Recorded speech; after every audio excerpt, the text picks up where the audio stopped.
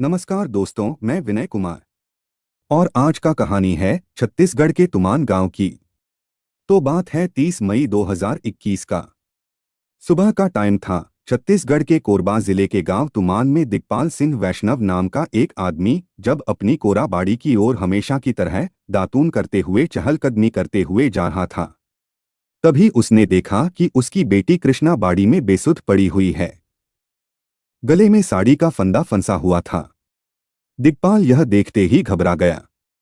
उसने दातून एक तरफ फेंकी और तेजी से बेटी कृष्णा के पास पहुंच गया। उसने सबसे पहले उसके गले में पड़ी साड़ी की गांठ खोल दी। उसने अपनी बेटी को खूब हिला डुला कर देखा, लेकिन उसमें कोई हरकत नहीं हुई तो वह घबरा गया। उसके आंसू टपकने लगे। उसे लगा कि कहीं कृष्णा ने खुद को खत्म तो नहीं कर ली है, या फिर उसकी यह हालत किसने की है। वह समझ गया कि कृष्णा की सांसें थम चुकी हैं। दिग्पाल चिल्लाता हुआ अपने घर की ओर भागा। कृष्णा की माँ, कृष्णा की माँ, देखो यह कैसा अनर्थ हो गया है। किसी ने हमारी बेटी को मारकर घर के पिछवाड़े बाड़ी में फेंक दिया है। यह सुनकर दिग्पाल की पत्नी भी रोने लगी। वह कहने लगी, किसने मार दिया बेटी को? थोड़ी ही देर में यह खबर तुमान गांव में फैल गई। इसके बाद तो दिग्पाल के घर के बाहर लोगों की भीड़ जुटने लगी। उसी समय गांव के सरपंच सचिन मिंज ने कटघोरा थाने फोन करके घटना की जानकारी थाना प्रभारी अविनाश सिंह को दे दी। थाना प्रभारी अविनाश सिंह पुलिस टीम के साथ घटनास्थल की ओर रवाना हुए और सुबह लगभग 8 बजे तुमान गांव पहुंचकर घटनास्थल का मुआयना करने में जुट गए। थाना प्रभारी ने घटनास्थल से ही अनुविभागीय अधिकारी रामगोपाल कारियारे, एसपी अभिषेक सिंह मीणा को घटना की जानकारी दे दी। कुछ ही देर में कोरबा से डॉग स्क्वाड टीम वहां पहुंच गई। जांच के लिए खोजी कुत्ता बाघा को मृत शरीर के पास ले जाकर अपराधी को पकड़ने के लिए छोड़ दिया गया। यह अजूबा पहली बार गांव वालों ने देखा। जब खोजी कुत्ता अपराधी को पकड़ने के लिए शव को सूंघ रहा था, तो लोग यह मान रहे थे कि अब जल्द ही वह आरोपी को पकड़ लेगा। मगर लोगों ने आश्चर्य से देखा, कुत्ता इधर-उधर घूमते हुए मृतका कृष्णा कुमारी के पिता दिग्पाल वैष्णव और भाई राजेश के आसपास मंडराने लगा। यह देखते ही थाना प्रभारी अविनाश सिंह ने कृष्णा के पिता दिग्पाल और राजेश को हिरासत में लेने का निर्देश दिया। दिग्पाल वैष्णव स्थानीय प्राथमिक स्वास्थ्य केंद्र में कंपाउंडर था। क्षेत्र में उसकी अच्छी इज्जत थी, इसलिए वह थाना प्रभारी से गिड़गिड़ाते हुए बोला, साहब, मैं भला क्यों अपनी ही बेटी को मारूंगा? आप यकीन मानिए, मैंने कृष्णा को नहीं मारा है। वह बार बार कह रहा था, मगर 2 सिपाहियों ने उसे हिरासत में ले लिया और एक कमरे में ले जाकर उससे इकबालिया बयान देने को कहा। तब वह आंसू बहाते हुए हाथ जोड़कर बोला, साहब, मैं बिल्कुल सच कह रहा हूं कि मैंने कृष्णा को नहीं मारा है। कृष्णा मुझे जान से भी ज्यादा प्यारी थी, मैं उसे नहीं मार सकता। इस पर अविनाश सिंह ने कहा, देखो, पुलिस के सामने सच सच बता दो, जितना हो सकेगा हम तुम्हारे साथ रियायत करेंगे। खोजी डॉग गलत नहीं हो सकता, यह जान लो। इस पर आंसू बहाते हुए दिग्पाल वैष्णव ने कहा, साहब, मेरा यकीन मानिए, मैंने कृष्णा को नहीं मारा है। मैं तो सुबह जब गया तो उसे मृत अवस्था में देखा था और उसे अपनी गोद में लेकर रोता रहा था। दिग्पाल को याद आया कि यही कारण हो सकता है कि कुत्ते ने उसे आरोपी माना है। जब यह बात उसने जांच अधिकारी अविनाश सिंह को बताई तो उन्हें समझ में आया। उन्होंने गंभीर स्वर में कहा, तुम्हारी बात सही हो सकती है, मगर यह जान लो कि कानून के हाथ बहुत लंबे होते हैं। हमारी जांच में और भी बहुत सारे ऐसे सबूत हमें आखिर मिल ही जाएंगे, जिससे यह सिद्ध हो जाएगा कि आरोपी कौन है। अच्छा है कि अभी भी अपना अपराध कबूल कर लो। नहीं नहीं साहब, मैंने यह कर्म नहीं किया है, दिग्पाल ने कहा। विवेचना अधिकारी और अन्य पुलिस जो जांच कार्य में लगी हुई थी, ने यह निष्कर्ष निकाला कि हो सकता है सुबह जब कृष्णा की लाश दिग्पाल ने देखी तो उसे स्पर्श किया होगा। शायद यही कारण है कि खोजी कुत्ता उसे आरोपी मान रहा है। इस तरह जांच एक नई दिशा में आगे बढ़ने लगी। जांच में पता चला कि पिछले लंबे समय से कृष्णा कुमारी का प्रेम संबंध पास के गांव पुटुम्बा निवासी संजय चौहान नामक युवक से था और उनके संबंध इतने मजबूत थे कि कृष्णा कुमारी ने संजय चौहान को एक बाइक और मोबाइल भी गिफ्ट किया था। जांच अधिकारी अविनाश सिंह ने गौर किया, जब संजय चौहान घटनास्थल पर पहुंचा था तो उस समय उसका चेहरा उतरा हुआ था और आंखें लाल थीं। ऐसा लग रहा था कि वह बहुत रोया हो। अविनाश सिंह ने जब उससे पूछताछ की तो उसने उनके सामने अपना मोबाइल रख दिया, जिसे देखकर थाना प्रभारी चौंक गए। उस मैसेज से यह बात स्पष्ट थी कि हत्यारा दिग्पाल वैष्णव ही है। संजय चौहान के मोबाइल में कृष्णा कुमारी का मैसेज था, जिसमें लिखा था, आज की रात मैं नहीं बच पाऊंगी, मेरे पिता मुझे मार डालेंगे, मुझे बचा लो। यह मैसेज यह बता रहा था कि हत्या दिग्पाल ने ही की है। इस सबूत के बाद अविनाश सिंह ने दिग्पाल को फिर तलब किया और उसे मैसेज दिखाते हुए कठोर शब्दों में कहा, दिग्पाल, अब तुम सच सच बता दो, अब हमारे हाथ में सबूत आ गया है। यह देखो, तुम्हारी बेटी ने कल रात संजय को यह मैसेज किया था। बताओ रात को क्या क्या हुआ था। यह सुनकर दिग्पाल भयभीत होते हुए बोला, साहब क्या मैसेज लिखा है, मुझे बताया जाए। इस पर थाना प्रभारी ने संजय के मोबाइल में लिखा हुआ मैसेज उसे पढ़कर सुना दिया। उसे सुनकर वह आंसू बहाने लगा और सिर पकड़कर बैठ गया। थाना प्रभारी ने थोड़ी देर बाद उससे कहा, अब बताओ, तुम स्वीकार करते हो कि कृष्णा की हत्या तुम ही ने की है। हमें यह जानकारी भी मिली है कि तुम उसका विवाह दूसरी जगह करने वाले थे, जिससे वह बार बार मना भी कर रही थी, मगर इस बात पर घर में विवाद भी चल रहा था। इन सब बातों को देखते हुए स्पष्ट है कि हत्या तुम ही लोगों ने की है। दिग्पाल रोआंसू हो गया। उसने कहा, साहब जी, मैं फिर हाथ जोड़कर बोल रहा हूं कि कृष्णा मेरी जान से भी प्यारी थी। मैंने उसे नहीं मारा है। यह सुनकर जांच अधिकारी अविनाश सिंह ने कहा, तुम चाहे जितना भी कहो, सारे सबूत चीख चीख कर तुम्हें हत्यारा बता रहे हैं। साक्ष्य तुम्हारे खिलाफ हो चुके हैं।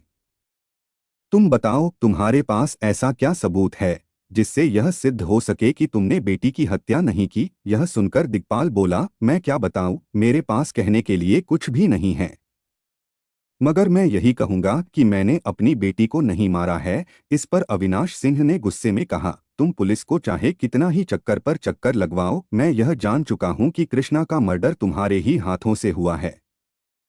तुम बड़े ही शातिर और चालाक हत्यारे हो। थाना प्रभारी अविनाश सिंह ने वहां मौजूद अपने स्टाफ से कहा, इसे हिरासत में लेकर थाने ले चलो, बाप बेटे से आगे की पूछताछ वहीं पुलिसिया अंदाज में करेंगे। थाना कटघोरा में जब दिग्पाल और उसके बेटे राजेश से पूछताछ की गई तो वह एक ही बात कहते रहे कि उन्होंने कृष्णा को नहीं मारा है, नहीं मारा है। मगर विवेचना के बाद सारे सबूत यही कह रहे थे कि मामला सीधे सीधे ऑनर किलिंग का है। पुलिस यह मानकर चल रही थी कि कृष्णा कुमारी की हत्या पिता दिग्पाल और भाई राजेश ने ही की है। जांच अधिकारी अविनाश सिंह यही सब सोचते हुए अपने कक्ष में बैठे कुछ दस्तावेजों को देख रहे थे कि थोड़ी देर में एक एसआई ने उनके सामने मृतका कृष्णा के एक दूसरे प्रेमी नेवेंद्र देवांगन को सामने लाकर खड़ा कर दिया। कटघोरा निवासी नेवेंद्र देवांगन, जो रायपुर से मैकेनिकल इंजीनियरिंग की पढ़ाई कर चुका था। कृष्णा उससे भी कुछ समय से व्हाट्सएप पर चैट यानी बातचीत करती थी। नेवेंद्र घबराया हुआ सामने खड़ा था। अविनाश सिंह ने उसकी आंखों में देखते हुए कहा, कृष्णा कुमारी को तुम कब से जानते हो? सब कुछ सच सच बताओ, कोई भी बात छिपाना नहीं। देखो, तुम पढ़े लिखे नौजवान हो और मामला हत्या का है। यह सुनकर उसने डरते डरते कहा, सर, लगभग 1 महीने से एक लूडो गेम में खेलते हुए कृष्णा से मेरा परिचय हुआ था।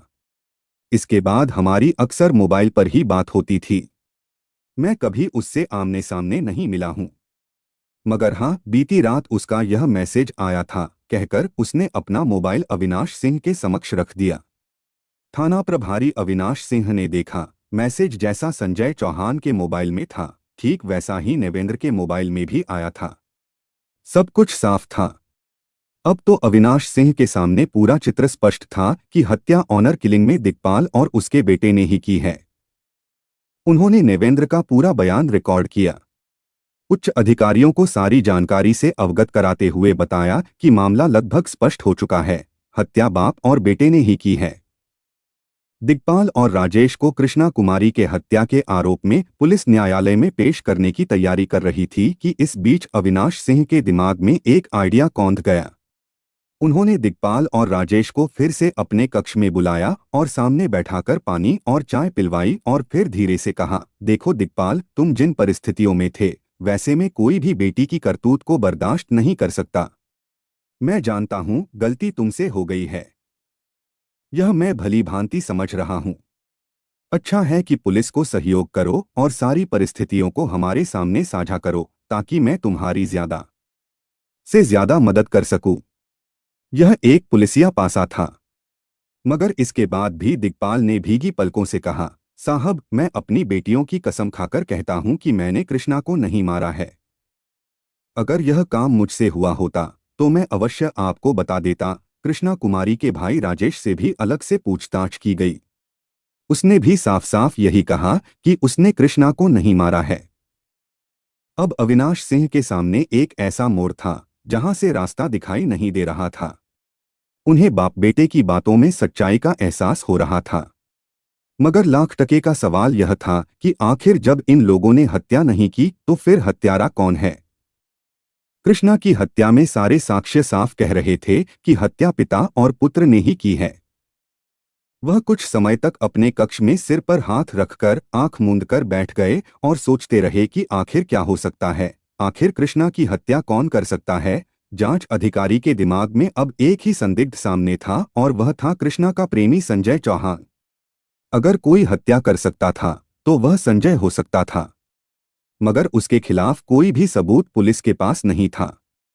इसके बावजूद संजय चौहान को उन्होंने तलब किया और उससे एक बार फिर पूछताछ शुरू की गई। 23 वर्षीय संजय चौहान ने बताया कि लगभग 8 साल से उसके कृष्णा के साथ शारीरिक संबंध हैं, लेकिन अलग अलग जाति के होने के कारण उनका विवाह नहीं हो पाया था। मगर जल्द ही वे आर्य समाज मंदिर बिलासपुर में विवाह भी करने वाले थे। उसने जोर देकर यह भी कहा कि हमारे विवाह में सबसे बड़ी बाधा कृष्णा के पिता दिग्पाल वैष्णव थे, जो उसका विवाह कहीं दूसरी जगह करने के लिए अक्सर कृष्णा पर दबाव डालते थे, उससे झगड़ा करते थे। पुलिस के सामने एक बार फिर यह तथ्य सामने आ गए कि हत्या दिग्पाल और उसके भाई राजेश ने ही की है। अविनाश सिंह के समक्ष दिग्पाल का मासूम चेहरा घूम रहा था, जो बड़े ही दुख के साथ यह कह रहा था कि उसने हत्या नहीं की है।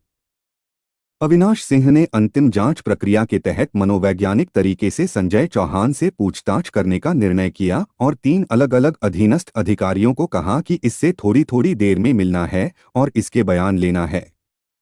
हमें देखना है यह बयान में क्या कहता है। संजय चौहान ने एक एसआई से जांच के दौरान कहा, कृष्णा और उसका बहुत पुराना प्रेम संबंध है। एसआई ने जब उससे पूछा कि उसने घटना के दिन अपना फोन बंद क्यों रखा था, इसके जवाब में उसने कहा, सर मेरी उस रात तबीयत ठीक नहीं थी। एक एसआई से जब संजय का अलग से सामना हुआ तो बातों बातों में उसने कहा, साहब उस दिन मोबाइल की बैटरी लो हो गई थी, इसलिए मोबाइल बंद हो गया था। जबकि तीसरे अधिकारी को उसने अपने बयान में कहा, सर मोहल्ले में झगड़ा होने के कारण मैंने अपना मोबाइल बंद कर दिया था। तीनों अधिकारियों ने संजय के तीनों अलग अलग बयानों के बारे में बताया तो वह खुशी से उछल पड़े और बोले कि अब बहुत कुछ स्पष्ट हो चुका है। कृष्णा की हत्या किसी और ने नहीं बल्कि संजय ने ही की है। उन्होंने संजय को बुलाकर बातचीत की तो उन्होंने यह नोट किया कि बात करते समय वह उनसे आंखें चुरा लेता। जांच अधिकारी अविनाश सिंह ने उससे पूछा, मैंने गौर किया कि जब तुम सुबह घटनास्थल पर आए थे तो तुम्हारी आंखें लाल थीं। इसका क्या कारण है। इस पर संजय ने कहा, साहब मेरी तबीयत ठीक नहीं थी, रात को मैं सो भी नहीं पाया था। अविनाश सिंह ने कहा, हमने तुम्हारे मोबाइल फोन की जांच करवाई है और यह जानकारी सामने आई है कि तुम कभी भी अपना मोबाइल रात को बंद नहीं करते थे। फिर उस रात आखिर मोबाइल क्यों बंद किया। अगर मोबाइल बंद भी कर दिया तो फिर सुबह उसमें सारे मैसेज को तुमने डिलीट क्यों किया था। हमें अब विश्वास है कि हत्या तुमने ही की है। सबूत हमें मिल चुका है, तुम सच सच बताओ, इसी में तुम्हारी भलाई है। इस पर संजय चौहान गिड़गिड़ाते हुए बोला, साहब कृष्णा की हत्या की बात सुनकर मैं घबरा गया था, इसलिए अपने मोबाइल का सारा मैसेज डिलीट कर दिया था। संजय चौहान को घूरते हुए उन्होंने कहा, जब तुम घर में थे तो तुम्हें कैसे पता चल गया कि कृष्णा की हत्या हुई है बिना देखे जाने। संजय चौहान ने घबराकर आंखें चुराते हुए कहा, मैंने सुना तो मुझे लगा कि जरूर परिवार वालों ने उसे मारकर फेंक दिया है।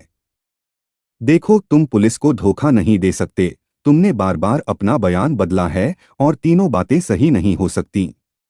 अब साफ साफ बता दो, हमने तुम्हारे मोबाइल की कॉल डिटेल्स भी चेक करवाई है, थाना प्रभारी ने कहा। अब संजय चौहान टूट गया और बोला, सर, गलती मुझसे हुई है। मैं बताता हूं उस रात क्या हुआ था। और उसने जो कहानी बताई, उसके अनुसार कृष्णा कुमारी और वह दोनों आर्य समाज मंदिर बिलासपुर में जल्द ही शादी करने वाले थे कि नेवेंद्र की उनके बीच एंट्री हुई। अक्सर कृष्णा नेवेंद्र से मोबाइल पर बात करती थी।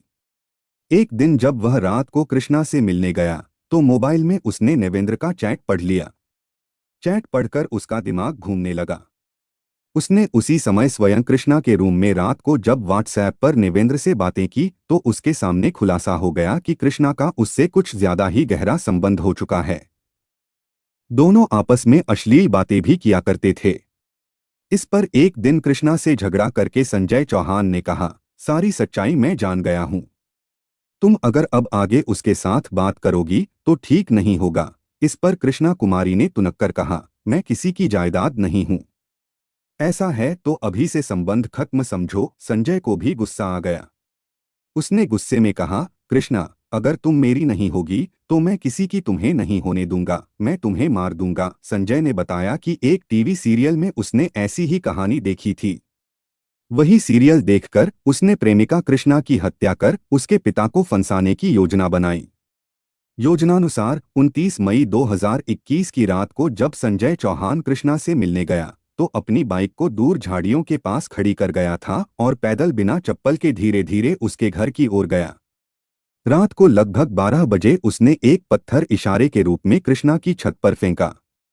बाद में थोड़ी देर में कृष्णा आई और दोनों एक कमरे में बैठकर आपस में बातचीत कर रहे थे। इसी तरह से वह पहले भी कृष्णा से मिलता था। संजय ने उसे फुसलाकर कहा, कृष्णा, तुम एक मैसेज लिखो कि मुझे मेरे पिता मार डालेंगे, मुझे बचा लो। और यह मैसेज मुझे और नेवेंद्र को भेज दो। कृष्णा ने विश्वास में आकर ऐसा ही किया। बाद में कृष्णा ने वह मैसेज अपने फोन से डिलीट कर दिया। आगे बातों ही बातों में जब उसे यह समझ में आया कि कृष्णा अब उसके हाथ से पूरी तरह निकल चुकी है तो उसने वहीं पास में रखी हुई एक साड़ी उसके गले में डालकर उसका गला घोंट दिया। फिर लाश उठाकर बाड़ी में फेंककर अपने घर चला गया। पुलिस ने संजय चौहान के इकबालिया बयान के बाद उसे कृष्णा कुमारी वैष्णव की हत्या के आरोप में 31 मई 2021 को भादंबी की धारा 302-120 बी के तहत गिरफ्तार कर लिया। फिर उसे प्रथम न्यायिक दंडाधिकारी कटघोरा की अदालत में पेश किया, जहां से उसे जेल भेज दिया गया। दोस्तों, इस घटनाक्रम को सुनाने का मेरा मकसद किसी के दिल को ठेस पहुंचाना नहीं है, बल्कि इस कहानी के जरिए लोगों को जागरूक करना है। प्यार में विश्वास और सम्मान जरूरी है। शक और गुस्सा रिश्तों को मौत की ओर धकेल देते हैं। इसलिए सतर्क रहें, सोच समझकर कदम उठाएं, क्योंकि एक गलत फैसला न सिर्फ जिंदगियां खत्म करता है बल्कि परिवारों को भी बर्बाद कर देता है।